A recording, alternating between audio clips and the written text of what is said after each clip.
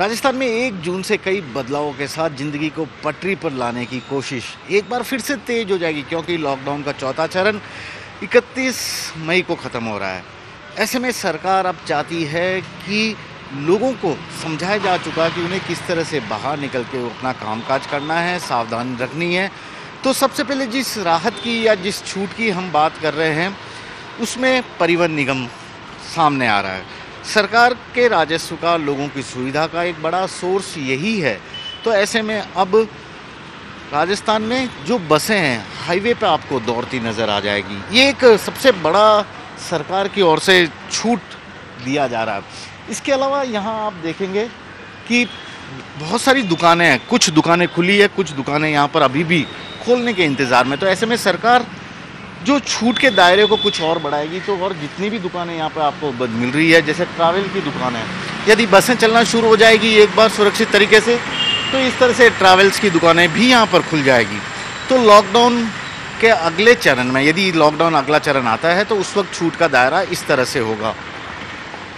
फिर मैं बात करूं एसएमएस अस्पतालों की। राजस्थान में जितने भी अस्पताल हैं, चाहे एसएमएस है या कोई और राजस्थान के किसी भी ज़िले में अस्पताल है, उनमें आउटडोर सेवाएं अब शुरू कर दी जाएगी, क्योंकि इतने दिन कोरोना के चलते आउटडोर पेशेंट को हॉस्पिटल में भर्ती नहीं किया जाता, क्योंकि डेडिकेटेड कोरोना के हॉस्पिटल थे। लेकिन अब इन जगहों पर सभी बड़े सरकारी अस्पतालों में सुरक्षित तरीके से आउटडोर को खोल दिया जाएगा।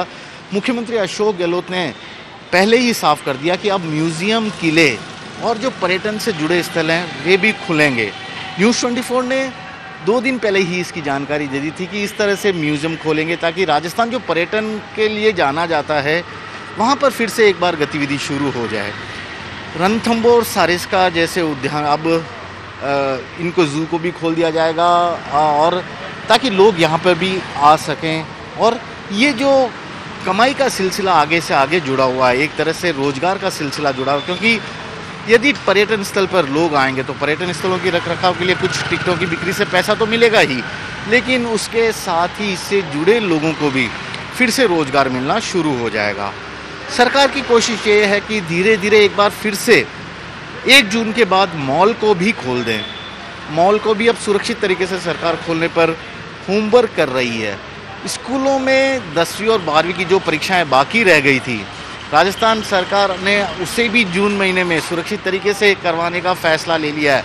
बच्चों के भविष्य का सवाल है। 10वीं और 12वीं क्लास, शायद ये वो परीक्षा है, बोर्ड की परीक्षा, जिस पर कि एक बच्चे का भविष्य तय होता है कि वह किस तरह से उसका भविष्य आगे तय होना है, इस परीक्षा पर ही निर्भर होता है। यही कारण है कि सोशल डिस्टेंसिंग के साथ ज़्यादा से ज़्यादा परीक्षा केंद्र बनाए जाएंगे और ये परीक्षाएं जो बंद हो गई थी ली जाएगी। सड़कों पर अभी गाड़ियां लगातार जारी है, चल रही है गाड़ियां, आप खुद देख रहे हैं।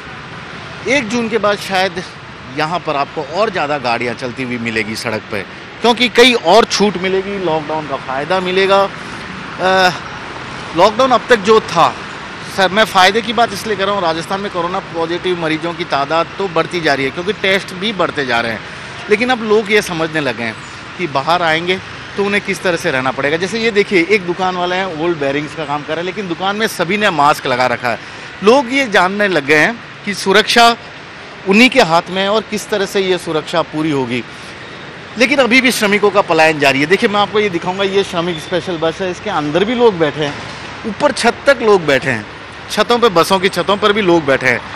हालांकि जिस सोशल डिस्टेंसिंग की बात हम लगातार कर रहे हैं, शायद इन श्रमिक स्पेशल बसों में यहाँ पर आपको नज़र नहीं आएगी। मैं एक बस के नज़दीक आपको ले जाने की कोशिश करता हूँ, दिखाता हूँ, क्योंकि पलायन अभी तक लोगों का जारी है। लोग अपने अपने घरों को लौटना चाहते हैं। अभी तक ये पूरा सिलसिला ख़त्म नहीं हुआ। ट्रेनों के माध्यम से, बसों के माध्यम से इन लोगों को घरों में भेजा जाएगा इनके। ये सोशल डिस्टेंसिंग की बात करें, 1 मिनट आप नीचे आएंगे, थोड़ा नीचे आ जाओ 1-2 मिनट के लिए। ये देखिए, ये सभी लोग हैं, कहीं ना कहीं जा रहे हैं। कहाँ जाना है आपको? कलकत्ता जाने का। कलकत्ता जाना है? हाँ।